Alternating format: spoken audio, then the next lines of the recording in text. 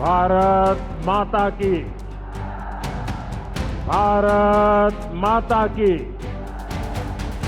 भारत माता की।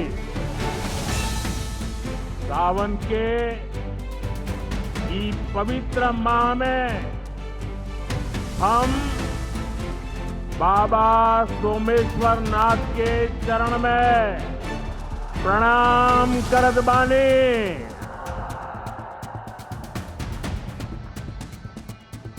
उनका से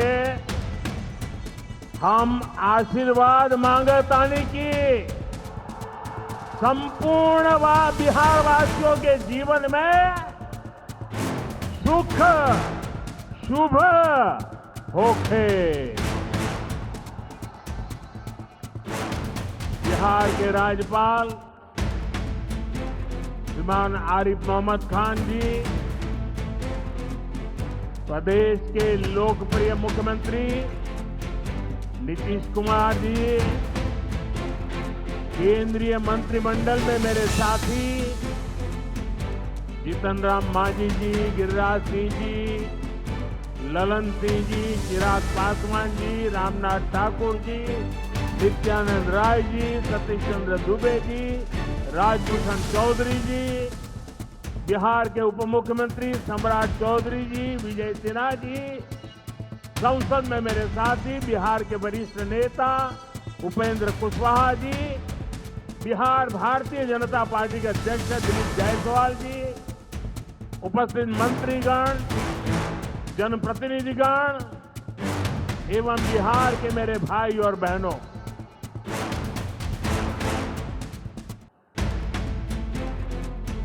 राधा मोहन सिंह जी मुझे हमेशा चंपारण आने का मौका देते रहते हैं।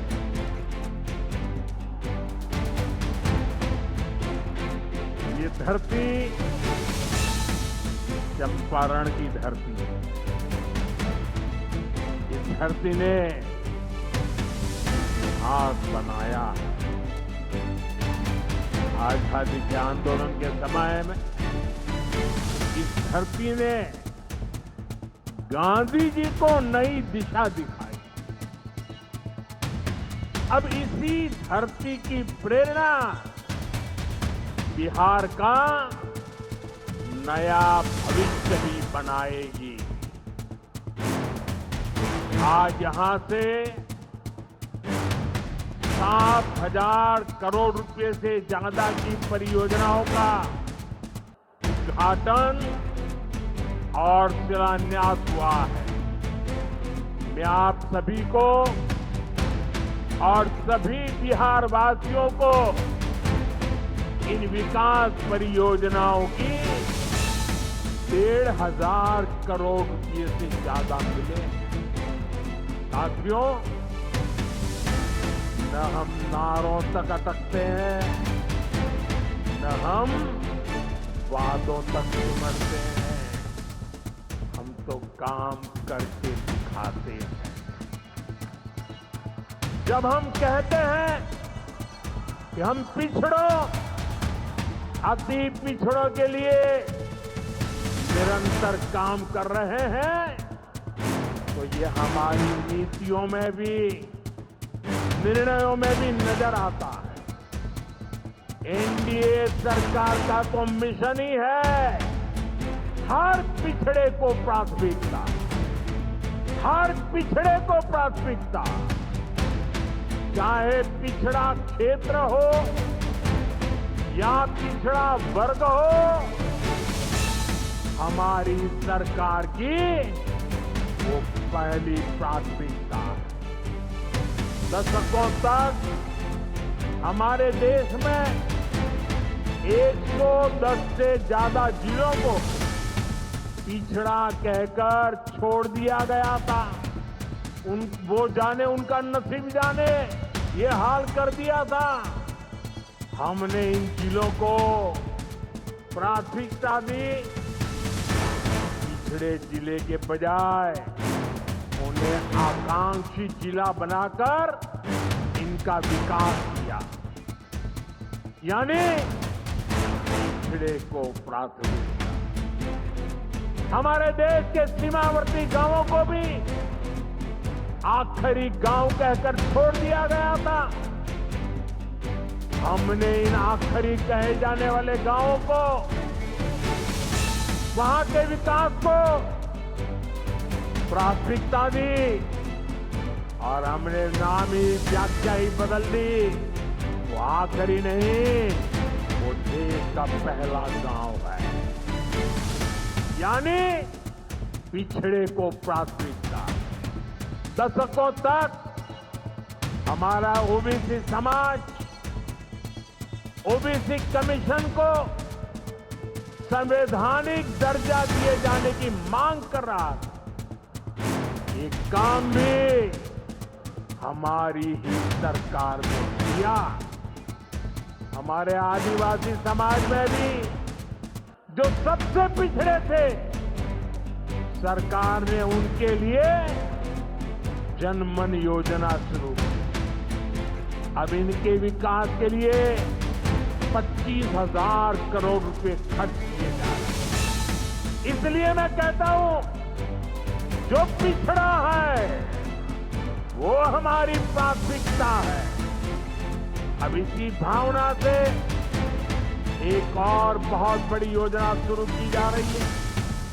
2 दिन पहले ही केंद्रीय मंत्रिमंडल ने प्रधानमंत्री धन धान्य कृषि योजना को मंजूरी दी। इस योजना के तहत कृषि के मामले में सबसे पिछड़े 2 जिलों को चिन्हित किया जाएगा। ये ऐसे जिले होंगे जहां खेती से जुड़ी संभावनाएं तो भरपूर है, लेकिन पैदावार और किसानों की आय के मामले में ये जिले अभी भी पीछे हैं। इन जिलों के किसानों को इस योजना के तहत प्राथमिकता देकर मदद दी जाएगी, यानी पिछड़े को प्राथमिकता। इसका सीधा लाभ देश के करीब 2.25 करोड़ किसानों को होगा और इसमें बहुत बड़ी संख्या मेरे बिहार के किसान भाई बहनों के रहने वाले हैं।